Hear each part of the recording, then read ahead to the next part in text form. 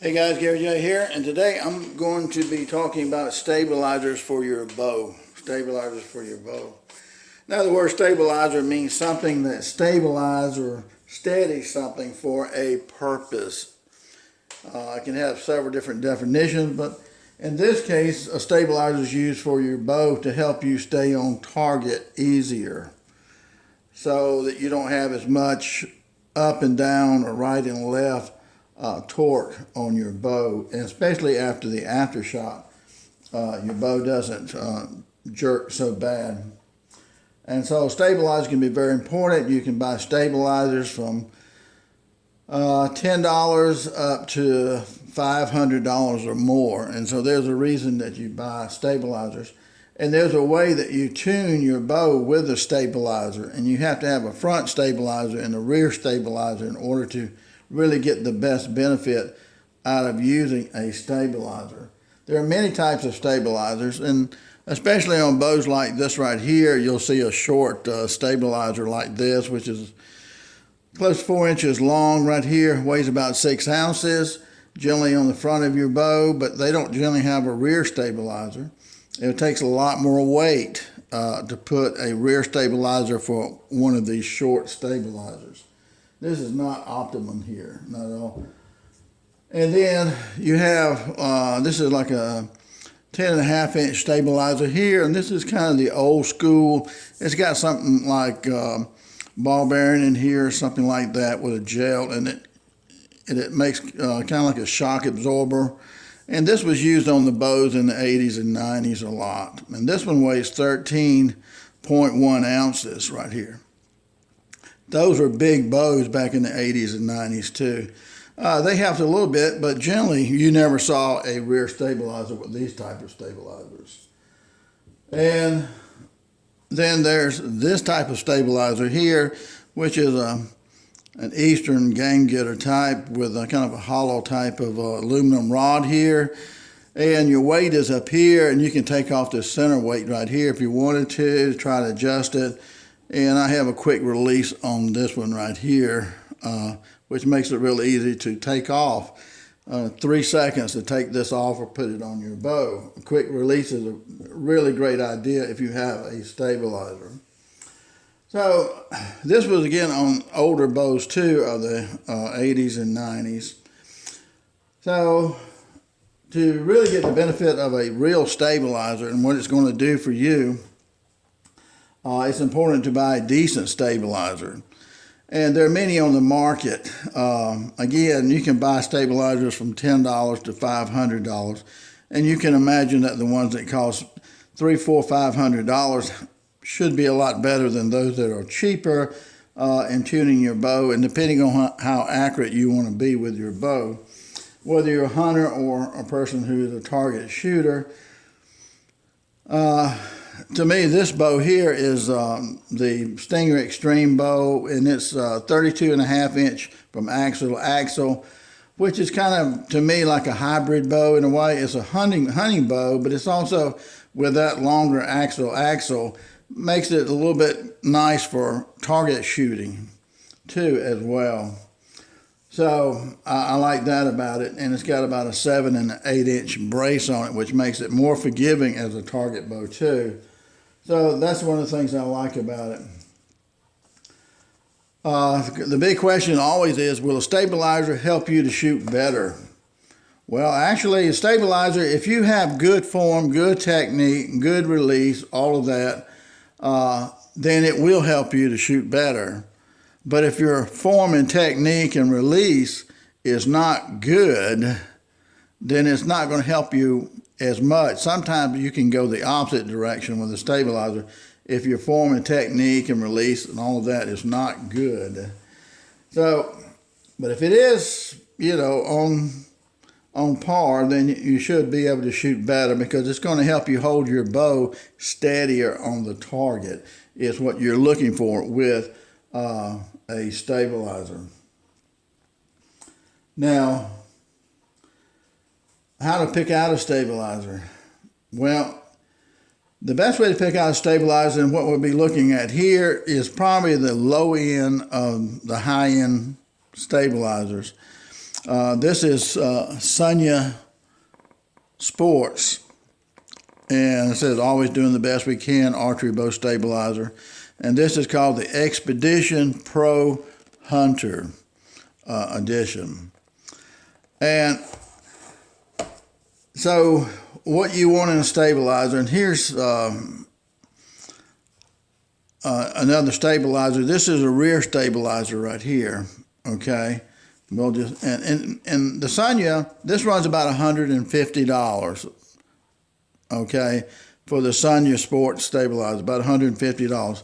And notice it comes in a nice box right here. And it comes in a nice tubing as well, the stabilizer does right here.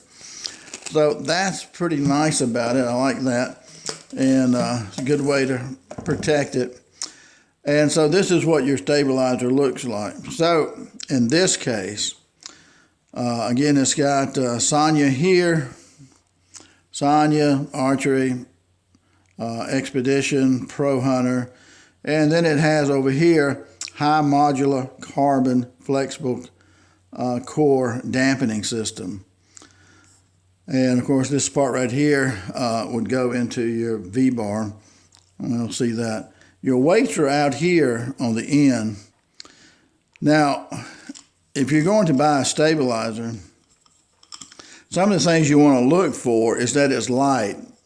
I didn't weigh this, but it feels like it weighs about the amount of a straw.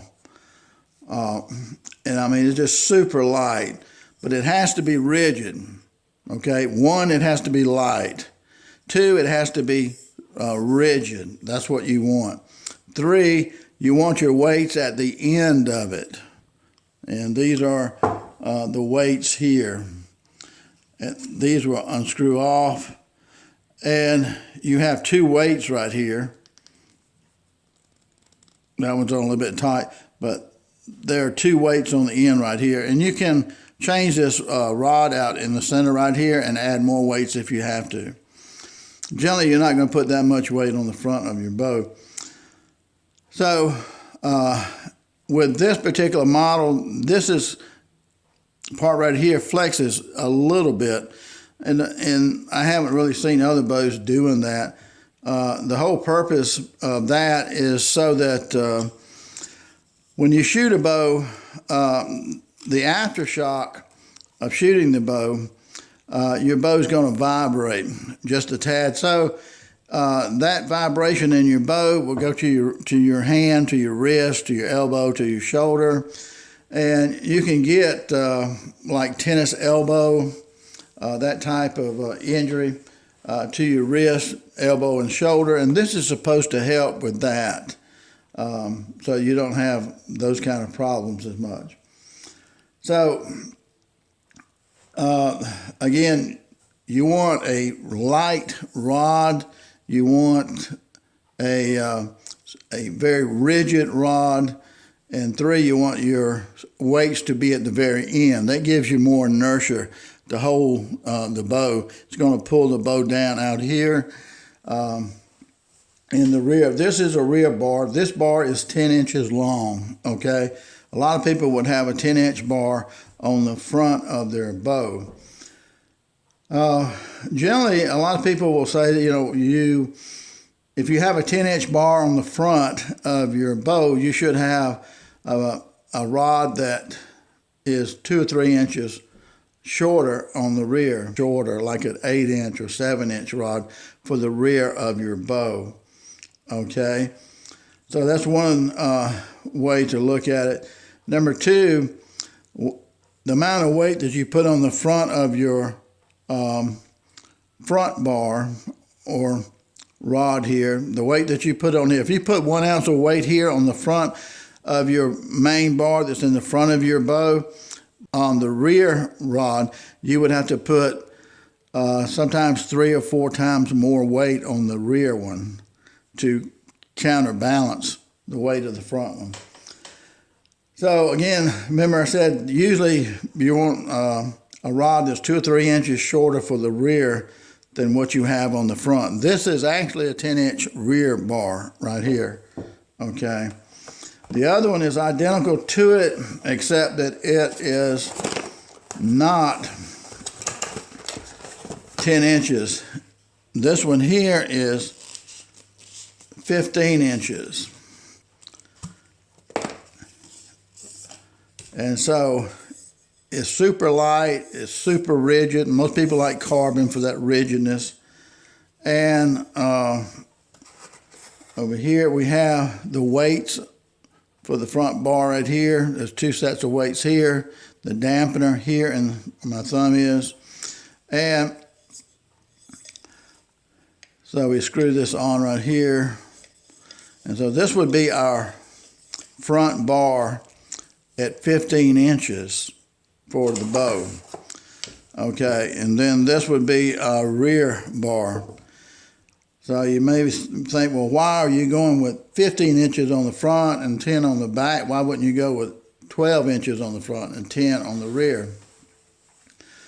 Well, because the way that I shoot is going to be 90% shooting for fun and shooting something like the Stinger here or one of my other bows.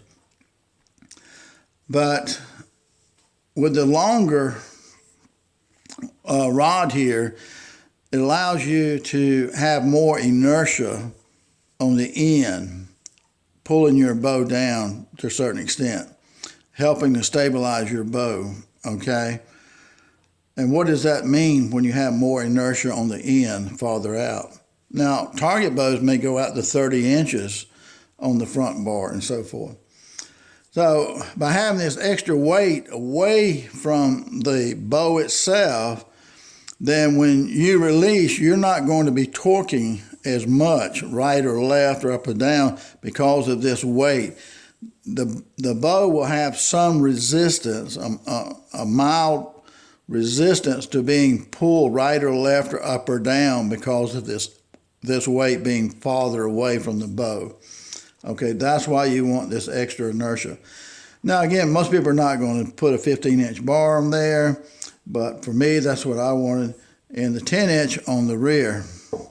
So if I had 1 ounce of weight on the front here, I would need like 3 or 4 ounces on the rear to make up for that. Okay, and there's a formula for doing that too.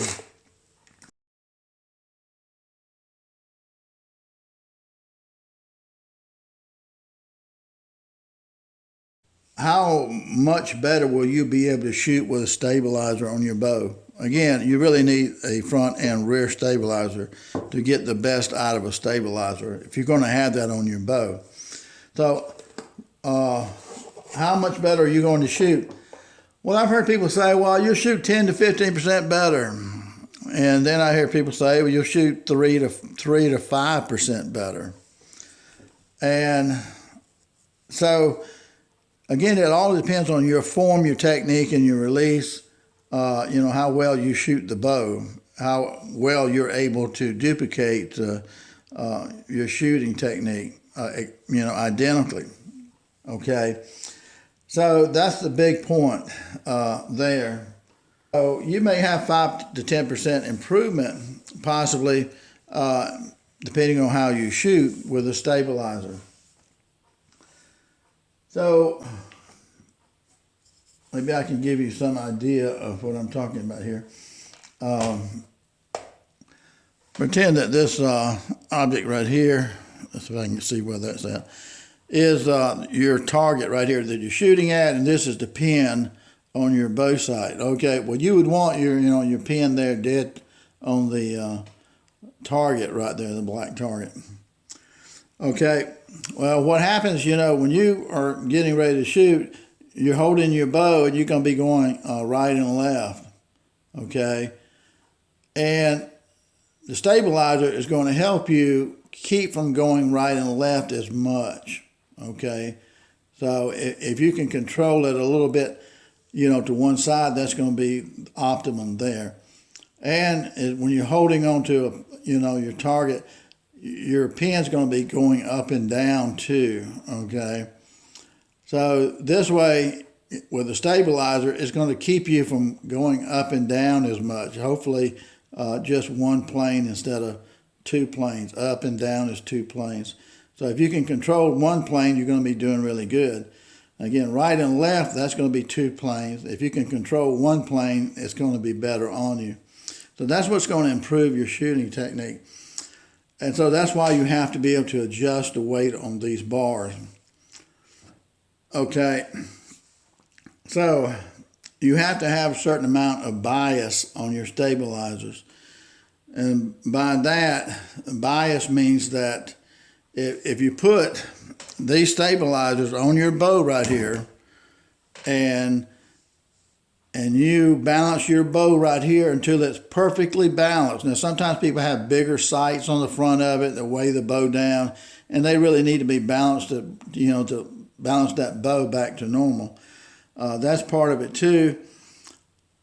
And if you balance your bow perfectly 100% with stabilizer, so it's balanced right and left, it's balanced up and down, then that's good, but you got to have bias to it. Which means you got to have some resistance. Once you get it perfectly, you still got the same problem of going right and left, up and down, and sometimes all around the target when you balance your bow perfectly. So once you get it balanced, what do you do then? You add a tad more weight. Now, if your bow here, say this is your bow right here, this rod, if your bow here is leaning forward, then you know you're going to have to put weight on the back to get it to be vertical. Or if your bow is leaning backward, you're going to have to put weight on the front to get it to come forward. Okay? And if your bow were to be leaning to the right or the left, you'd have to move your rear rod outward, right or left, so that your bow's not leaning, right or left very much. Okay. Now, according to some of the gurus, most of the time, if you hold your bow straight out with your bow hand here, and you've got your knuckles kind of like at a 45 right here, and you've got a good grip on it, and maybe you've got the bow grip coming across here on your hand right here, and you're gripping up top to the arrow rest plate. If you've got your hand right and you close your eye, you can move your bow back and forth, and you close your eyes and you look and the bubble on your sight is off, then you have to reconsider what you're doing. One, you have to make sure you've got the bow grip correctly when you go to shoot with your hand and with your wrist kind of back. The grip is very important. And you don't want your arm completely straight out. You want your arm bent just a little bit, okay, when you shoot. And you want to make sure you drop your left shoulder. I'm a right-handed shooter, so I'm holding the bow with my left hand. You want to make sure your left shoulder is dropped. If your left shoulder is up, it's going to make you move the bow a lot more. And you're not going to, your bow's not going to be level as it should be. So one of the problems when people pull back their bow and their sights is off, the bubble is off, is because their shoulder is up, or they don't have their arm bent, or they don't have the right grip. That's one thing you have to fix on your form there. Now, if it's still doing that after you've corrected that,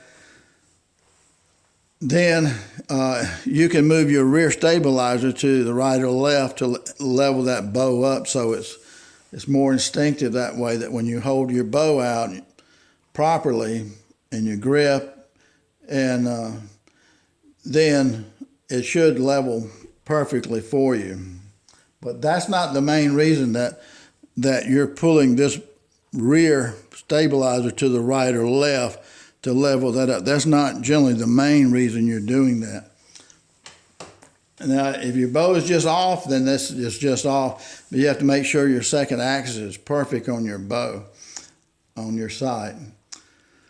So, back to the bias, which is a resistance. If I'm holding my bow perfectly vertical and I've got my stabilizers on, and the bow is balanced with the stabilizers perfectly, then I'm still going to have that problem of going right and left and up and down and sometimes all around. And if the wind is blowing, then it's, it's going to be blowing you a little bit too on the bow.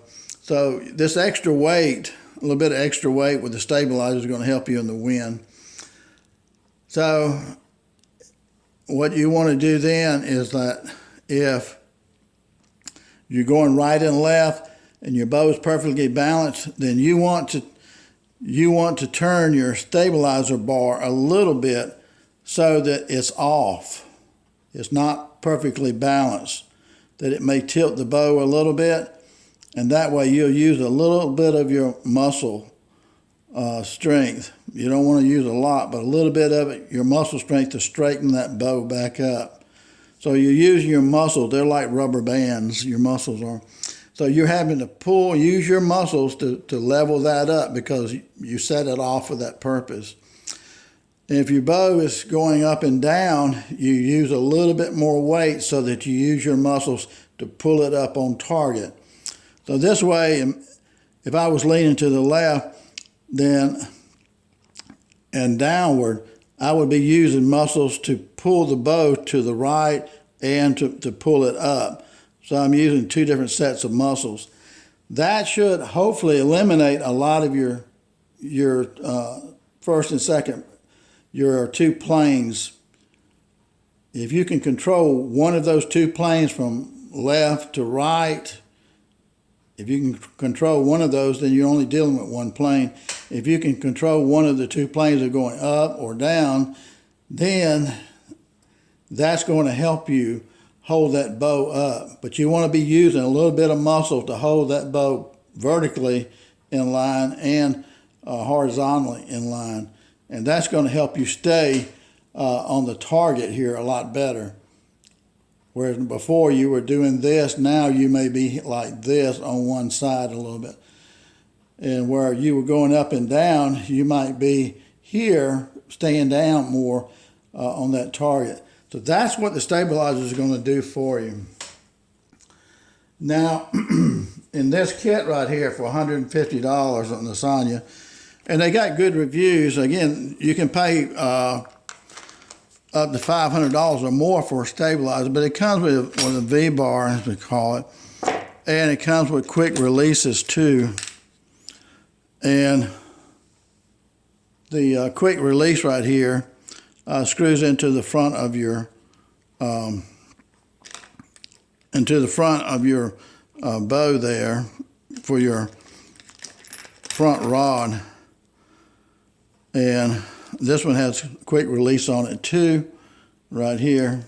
And it's got micro adjustments here and micro adjustments here too. So you can turn this and get it perfectly the way that you want it. And the quick release is a really great thing to have on your bow. And you can we'll just put this one on here for a second.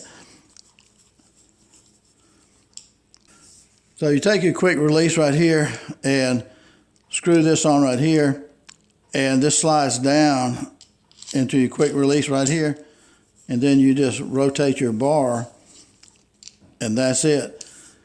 So if you're taking this off, it only takes 3 seconds. Say 1, 2, okay.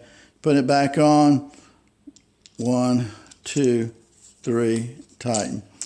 So, I mean, you can take it off if you're in the woods or something like that. You can take it off in 3 seconds, put it back on in 3 seconds.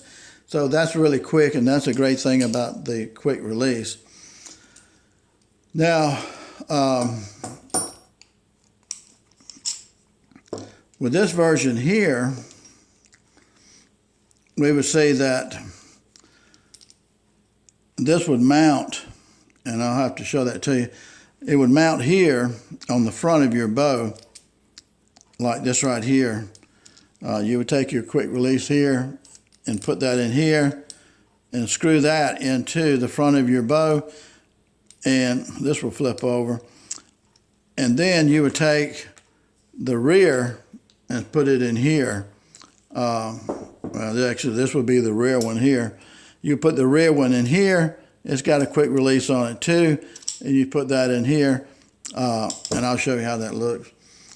So that way you can move that rear stabilizer right and left, and you can move your front stabilizer up and down. Okay, I'll show you how that looks.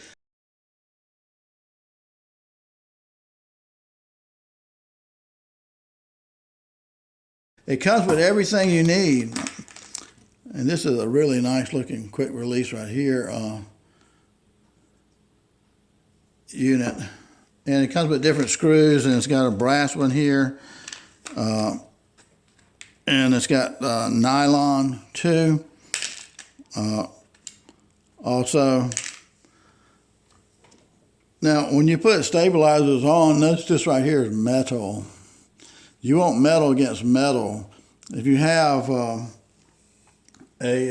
sling, now here's a PSE sling right here, and that's metal right there, so that's not going to be a problem when you put this on right here, because that's a metal grommet there, and so you can put metal against metal there. But if you don't have that and you have cloth here of some type for your sling, for your wristband that is, then you're going to have a problem with your stabilizer staying in place like you want it. Okay, so let's put that on real quick. Hopefully this gives you some idea as to why you have a stabilizer, what you need in a stabilizer, the purpose of a stabilizer. It's not to balance your bow 100%. It's to balance it like 90, probably 90%, so that you use some muscle to hold it vertically right, and you use some muscle to hold it horizontally correct. But you got to have good form, proper hand technique and so forth for that as well. So let's see. Okay guys, we have our stabilizer on here now, and this kind of V-bar right here. Make sure you put your nylon washers on here, that'll help hold it in place. And you have your micrometer markings here, and also here for turning your stabilizer to the right or left. And your quick release here and your quick release here. Takes 3 seconds to take these bars off, you know, for each bar, about 3 seconds to take it off, and then put it back on. And right here you see there's an Allen bolt here, and it comes with this Allen wrench here, which allows you to loosen this right here and turn this this part of it here to either in or out, and this right here has teeth on it. So these teeth on here will grab into the other teeth slots. So this will not move once you tighten this up. And this right here, it has teeth down here too, where the markings are. And so these teeth will go into the recesses of where these other teeth are, and this part right here will not move either. Okay, so once you do that, you have it pretty stabilized there. You put this on and shoot it, and you get to where you want it, then you may want to take the bolts out of it and put some Loctite, blue Loctite, something like that, and then tighten it up really tight, and then you'll have, those bolts won't come loose as easily. Let you see it from view here. That's 15-inch stabilizer in the front and a 10-inch stabilizer in the back. And I have not adjusted the weights on it yet, but I will. And so that's kind of how she's going to look right there.